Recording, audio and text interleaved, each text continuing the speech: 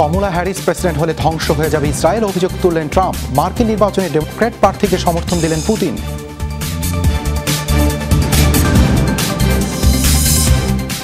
নির্বাচনকে সামনে রেখে আবারও আলোচনায় যুক্তরাষ্ট্রের অস্ত্র আইন, স্বয়ংক্রিয় আগ্নেয়াস্ত্র নিষিদ্ধ করতে আইন প্রণেতাদের তাগিদ বাইডেনের। মৌসুমি ঝড়ে বিপর্যস্ত ইতালির উত্তরাঞ্চল, ৪৮ বছরের মধ্যে ভয়াবহ বন্যা, ভেঙে পড়েছে যোগাযোগ ব্যবস্থা, বিচ্ছিন্ন বেশ কয়েকটি লোকালয়।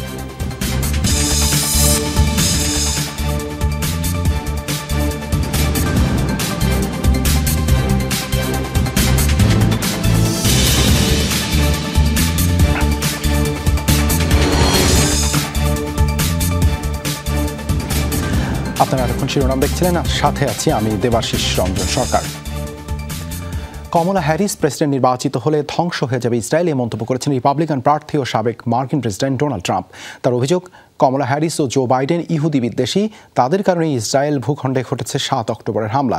এ কারণে ইহুদিদের ডেমোক্রেটিক পার্টিকে ভোট না দেওয়ার আহ্বান জানান ট্রাম্প। এ সময় যুক্তরাষ্ট্রের ফিলিস্তিনপন্থী বিক্ষোভকারীদের দুর্বৃত্ত আখ্যা দেন তিনি।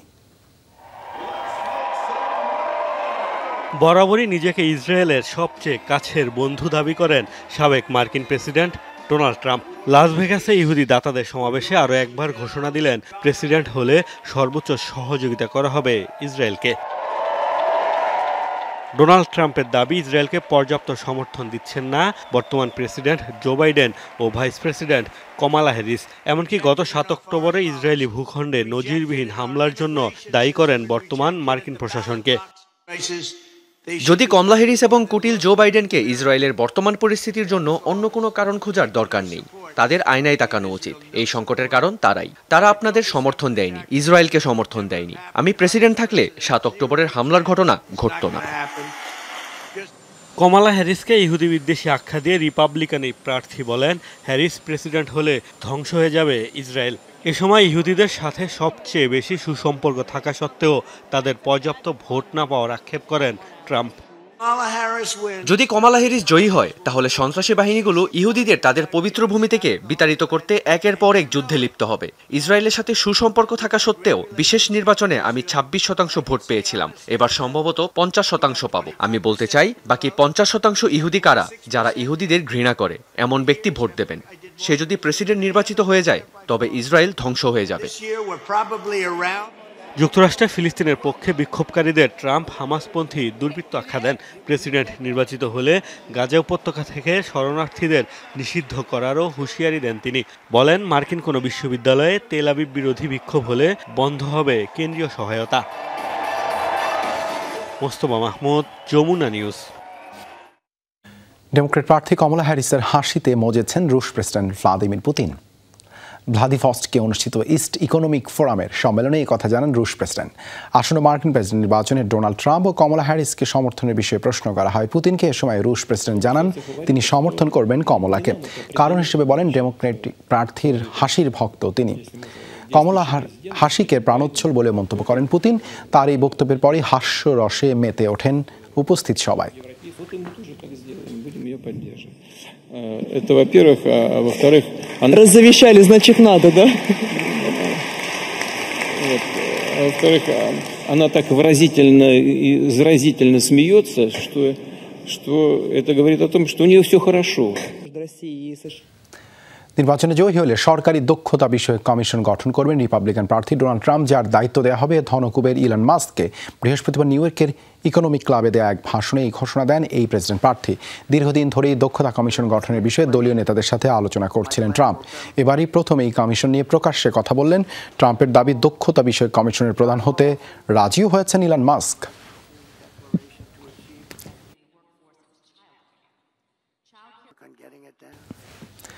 আদালতে কর ফাঁকির অভিযোগ স্বীকার করে নিলেন মার্কিন প্রেসিডেন্ট জো বাইডেনের ছেলে হান্টার বাইডেন।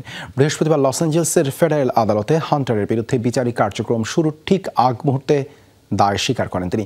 এ সময় বিচারক মার্ক স্কার্সি তাকে সতর্ক করেন, কারাদণ্ড হতে পারে সর্বোচ্চ 17 বছর, জরিমানা দিতে হতে পারে $4,50,000।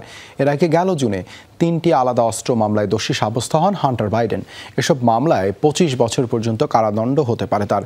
যে কোনো অপরাধীকে ক্ষমা করা নির্বাহী ক্ষমতা প্রেসিডেন্ট হিসেবে জো বাইডেনের রয়েছে, তবে ছেলেকে বাঁচাতে সে ক্ষমতা প্রয়োগ করবেন না, আগেই জানিয়েছেন তিনি। হান্টারের বিরুদ্ধে অভিযোগ 2016 ও 2019 সালের মধ্যে ইচ্ছাকৃতভাবে $1,40,00,000 আয়কর দেননি তিনি। এতদিন অস্বীকার করলেও মূলত কারাদণ্ড এড়াতেই এখন সব দায় স্বীকার করে নিলেন হান্টার।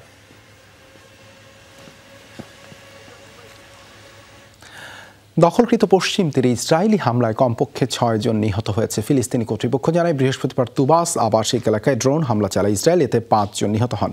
আহত হন বেশ কয়েকজন। ইসরায়েলের দাবি নিহতরা সবাই ফিলিস্তিনের স্বাধীনতাকামী সংগঠনের সদস্য। অন্যদিকে ফারা শরণার্থী শিবিরে এক কিশোরকে গুলি চালিয়ে হত্যা করে ইসরায়েলি সেনারা।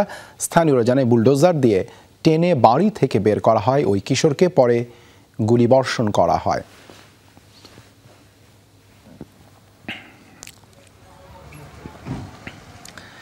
এবার কফিন নিয়ে নেতানিয়াহু বিরোধী বিক্ষোভ করলেন হামাসের হাতে জিম্মি ইসরায়েলিদের স্বজনরা। ফিলিস্তিনি স্বাধীনতাকামী সংগঠনটির কাছে জিম্মি থাকা ইসরায়েলি মৃত্যুর ঘটনায় এই বিক্ষোভ হয়। বৃহস্পতিবার ইসরায়েলের রাজধানী তেল আবিবে রাতভর চলে এই বিক্ষোভ। প্রধানমন্ত্রী নেতানিয়াহুর পদত্যাগের দাবিতে প্রতিবাদ সমাবেশে অংশ নেয় হাজার হাজার ইসরায়েলি।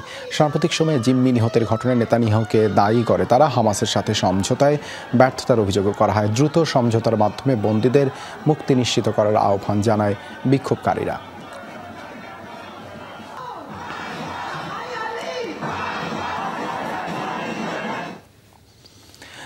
গাজায় যুদ্ধবিরতি ইস্যুতে আবারও আশাবাদ জানালেন মার্কিন পররাষ্ট্রমন্ত্রী অ্যান্টনি ব্লিনকেন। বিবৃতিতে তিনি বলেন, সমঝোতার বিষয়ে বেশিরভাগ শর্তই মেনে নিয়েছে দুপক্ষ। 90% ইস্যুতেই সম্মত হয়েছে হামাস এবং ইসরায়েল। মার্কিন পররাষ্ট্রমন্ত্রী বলেন, বন্দি বিনিময় এবং গাজার দক্ষিণ সীমান্তের নিরাপত্তা পরিস্থিতি নিয়ে এখনও সমঝোতা হয়নি, তবে দ্রুত এসব সংকট সমাধানের আশা করেন ব্লিনকেন। যেসব ইস্যুতে এখনও সমঝোতা হয়নি সেগুলো নিয়ে হামাসের সাথে মধ্যস্থতাকারী দুই দেশ কাতার ও মিশর শিগগিরই আলোচনায় বসবে বলে জানান মার্কিন পররাষ্ট্রমন্ত্রী। নির্বাচনকে সামনে রেখে আবারও আলোচনায় যুক্তরাষ্ট্রের অস্ত্র আইন। দেশটিতে অন্য যে কোনো কিছুর তুলনায় অস্ত্র সহিংসতায় প্রাণহানির হার বেশি, এমনটা উল্লেখ করে স্বয়ংক্রিয় অস্ত্র নিষিদ্ধের তাগিদ দিয়েছেন প্রেসিডেন্ট জো বাইডেন। এই ইস্যুতে দ্রুত ব্যবস্থা নেওয়ার তাগিদ দিয়েছেন রিপাবলিকান আইন প্রণেতাদের। সহপাঠী ও শিক্ষকের মৃত্যুতে শোকস্তব্ধ জর্জিয়ার অ্যাপালাচি হাই স্কুল। নিহতদের স্মরণে জ্বালানো হয়েছে মোমবাতি, দেয়া হচ্ছে ফুলেল শ্রদ্ধা। বুধবারের বন্দুক হামলার দুঃসহ স্মৃতি তাড়া করছে জীবিত ফেরা শিক্ষার্থীদের। হলরুম দিয়ে হেঁটে যাচ্ছিলাম, হঠাৎ গুলি শব্দ শুনতে পাই। দৌড়ে ক্লাসের বেঞ্চের তলায় লুকিয়ে পড়ি। মনে পড়লে এখনো ভয় লাগে। হামলায় নিহত 4 জনের পাশাপাশি প্রকাশ করা হয়েছে আততায়ীর পরিচয়। অভিযুক্ত কল্ট গ্রে 14 বছর বয়সী এক কিশোর। প্রাথমিক তদন্ত অনুসারে 1 বছর আগেই সে শিক্ষার্থীদের প্রাণনাশের হুমকি দিচ্ছিল। কিশোর হলেও কল্ট গ্রেকে প্রাপ্তবয়স্ক হিসেবে বিচারের আওতায় আনা হবে, এমনটা জানিয়েছেন তদন্ত কর্মকর্তারা। গ্রেফতার করা হয়েছে বন্দুকধারীর বাবা কলিন গ্রেকেও। সন্তানের কাছে প্রাণঘাতী অস্ত্র আছে জেনেও তাতে সমর্থন দেন তিনি। তাতে শিশুদের প্রতি নিষ্ঠুরতা, হত্যাকাণ্ডে প্ররোচনার অভিযোগ আনা হয়েছে। গ্রে কল্টের কাছে প্রাণঘাতী অস্ত্র আছে জেনেও তার বাবা তাতে বাধা দেননি। ছেলে যে অপরাধ করেছে তা অভিভাবকের ওপরও বর্তায়। কেন এমন নৃশংসতা ঘটানো হলো তা নিয়ে তদন্ত চলছে। সব প্রশ্নের উত্তর না মেলা পর্যন্ত অক্লান্ত পরিশ্রম করব। চলতি বছর 29টি ম্যাস শুটিং ঘটেছে যুক্তরাষ্ট্রে, তাই আবারও আলোচনায় যুক্তরাষ্ট্রের অস্ত্র আইন। নির্বিচার হত্যার জেরে আবারও সংস্কারের ওপর জোর দেন মার্কিন প্রেসিডেন্ট। রিপাবলিকানদের নড়ে চড়ে বসার তাগিদ বাইডেনের। যুক্তরাষ্ট্রে অন্য যে কোনো কিছুর তুলনায় বন্দুক সহিংসতায় শিশু মৃত্যুর হার বেশি। যেসব অপ্রাপ্ত বয়স্কদের হাতে অস্ত্র পাওয়া যাবে তাদের বাবা মাকেও জবাবদিহিতার আওতায় আনতে হবে। প্রস্তুতকারীদেরও নজরদারির আওতায় আনা উচিত। রিপাবলিকানদের বলতে চাই, আর কত? এবার চলুন বন্দুক সহিংসতা থামাতে একযোগে কিছু করি। এফবিআই এর প্রতিবেদন অনুযায়ী চলতি বছর ম্যাস শুটিংয়ে 131 মার্কিনী প্রাণ হারিয়েছেন। রয়টার্সের এক জরিপ বলছে, অস্ত্র বিক্রির ওপর নিয়ন্ত্রণ চায় 70% মার্কিনী। গত বছর সাধারণ মার্কিনীরাই কিনেছে 5 কোটি অস্ত্র। ইফাতারা খন্দকার, যমুনা নিউজ। কেনিয়া একটি প্রাইমারি বোর্ডিং স্কুলে ভয়াবহ অগ্নিকাণ্ডে কমপক্ষে 17 শিক্ষার্থীর মৃত্যু হয়েছে শুক্রবার। এই তথ্য নিশ্চিত করে দেশটির প্রশাসন। নিয়েরি অঞ্চলের হিলসাইড এন্দারাশা একাডেমিতে হয় এই অগ্নিকাণ্ড। হাসপাতালে চিকিৎসাধীন দগ্ধ অনেক শিক্ষার্থী। আশঙ্কা মৃতের সংখ্যা আরও বাড়তে পারে, তবে এখনও আগুন লাগার কারণ জানা যায়নি। তদন্তের নির্দেশ দিয়েছেন দেশটির প্রেসিডেন্ট। কারো দায় পেলে কঠোর শাস্তি নিশ্চিতের নির্দেশও দেন তিনি। মৌসুমী ঝড়ের তাণ্ডবে বিপর্যস্ত ইতালির উত্তরাঞ্চল। 48 বছরের মধ্যে ভয়াবহ বন্যার কবলে এলাকার বাসিন্দারা। বৃহস্পতিবার টানা ও ভারী বৃষ্টিতে ভেঙে পড়ে মিডমন্ড অঞ্চলের প্রধান দুটি সেতু। ফলে আটকা পড়েছেন দুটি গ্রামের বাসিন্দারা। বন্যার পানিতে তলিয়ে গেছে মূল সড়ক। ক্ষতির সম্মুখীন মিলানো। বন্যায় সড়কে আটকা পড়া মানুষদের উদ্ধারে কাজ করছে ফায়ার সার্ভিস। বিদ্যুৎ বিচ্ছিন্ন পুরো এলাকা। পানিতে তলিয়ে যাওয়ায় বন্ধ রেল যোগাযোগ। আবহাওয়াবিদদের আশঙ্কা পরিস্থিতি আরও খারাপের দিকে যেতে পারে।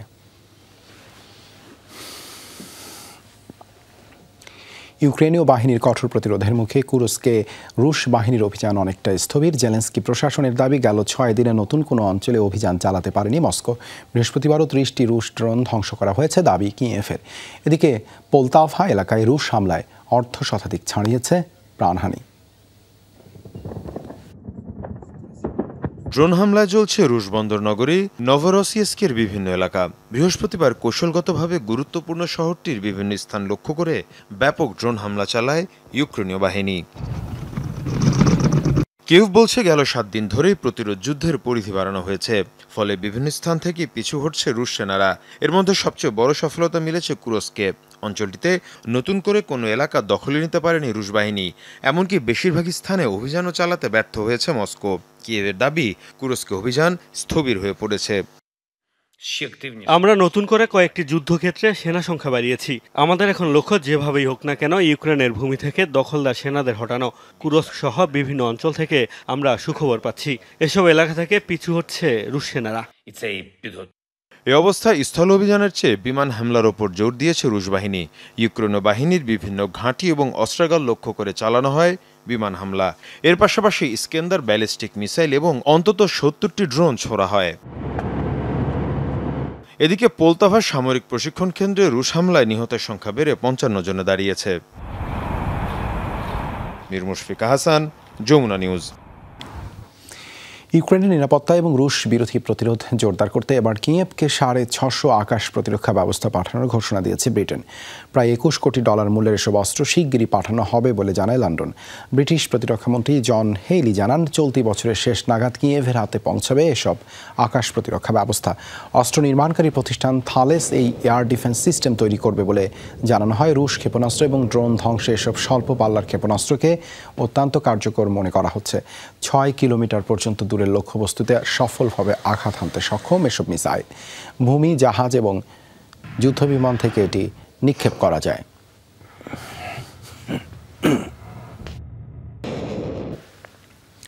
ভয়াবহ দাবানলের কবলে লাতিন দেশ পেরু। সবচেয়ে বেশি ক্ষতিগ্রস্ত দেশটির আনাকাস অঞ্চল। কর্তৃপক্ষ জানিয়েছে, এরই মধ্যে পুড়ে গেছে অঞ্চলটির প্রায় 40 একর বনভূমি। শঙ্কা করা হচ্ছে শিগগিরই আগুন ছড়িয়ে পড়বে বসতিতে। নিরাপদ স্থানে সরিয়ে নেওয়া হয়েছে বাসিন্দাদের। আগুন নিয়ন্ত্রণে কাজ করছে ফায়ার সার্ভিসের কয়েকটি ইউনিট। স্থানীয় গণমাধ্যমগুলো জানায়, আগুন লাগিয়ে ফসলি জমির শুকনো আগাছা পরিষ্কার করছিল কৃষকরা, কিন্তু বাতাসের তীব্রতায় সেই আগুন ছড়িয়ে পড়ে বনাঞ্চলে, যা মুহূর্তেই রূপ নেয় ভয়াবহ দাবানলে। চলতি বছর পেরুতে 21টি দাবানল রেকর্ড করা হয়েছে, যার বেশিরভাগই মানব সৃষ্ট।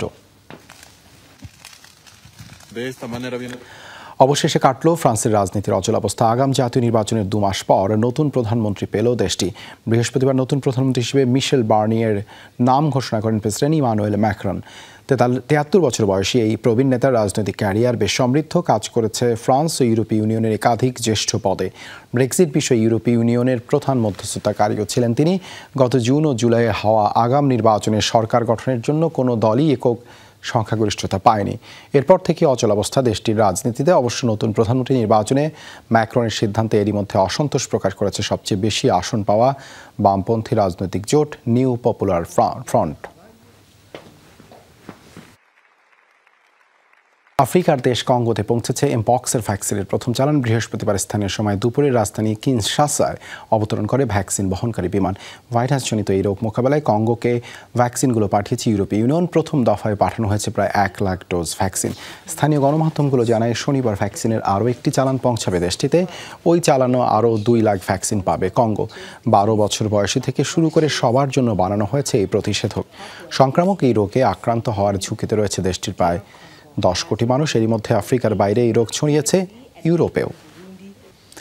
শুধু দক্ষিণ আফ্রিকার একটি শহরে আছড়ে পড়েছে উল্কাপিণ্ড। বিস্ময়কর এই ঘটনায় বিশ্বব্যাপী সৃষ্টি হয়েছে তুমুল আলোড়ন। গবেষণার জন্য উল্কাপিণ্ডটি সংরক্ষিত আছে দেশটির উইটস বিশ্ববিদ্যালয়ে। গবেষকদের দাবি জানিয়ে বিস্তর গবেষণার সুযোগ রয়েছে। বাড়ির পেছনের উঠানে খেলতে খেলতে হঠাৎ শোনা গেল বিকট আওয়াজ। প্রচণ্ড বেগে আকাশ থেকে পড়ল পাথর। 9 বছর বয়সী ছোট্ট মেয়ে এলিজে দোতুয়ের হাতে নিয়ে দেখল পাথরটি বেশ গরম। পরে জানা গেল পাথরটি আসলে সাধারণ কোনো পাথর নয়, বরং উল্কাপিণ্ড। আলোড়ন সৃষ্টি করা ঘটনাটি দক্ষিণ আফ্রিকার ইস্টার্ন কেপ প্রদেশের এনকোয়েবা শহরের। বিকট শব্দে আকাশ থেকে উজ্জ্বল কিছু একটা পড়তে দেখি। কাছে গিয়ে দেখি একটা ধূসর পাথর। হাতে নিয়ে বুঝতে পারি পাথরটি বেশ উত্তপ্ত, ঠিক যেমন চুলা থেকে চা নামালে গরম থাকে।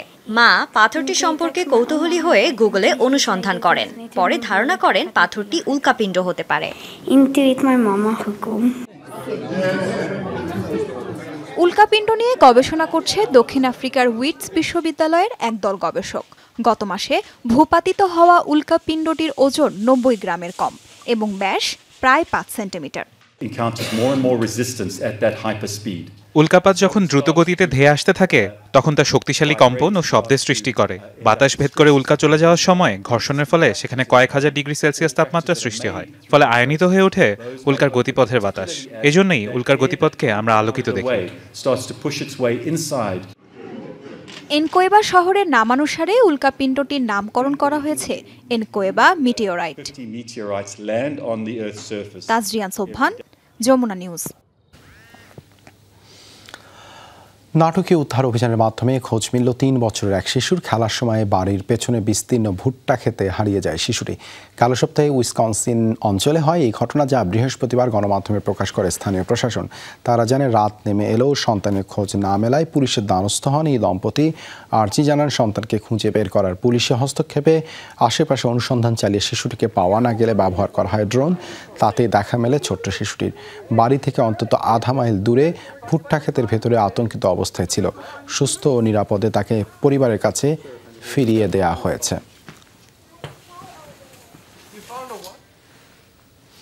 দর্শক, যমুনা আইডেস্ক আজ এ পর্যন্তই। এতক্ষণ সাথে থাকার জন্য ধন্যবাদ সবাইকে।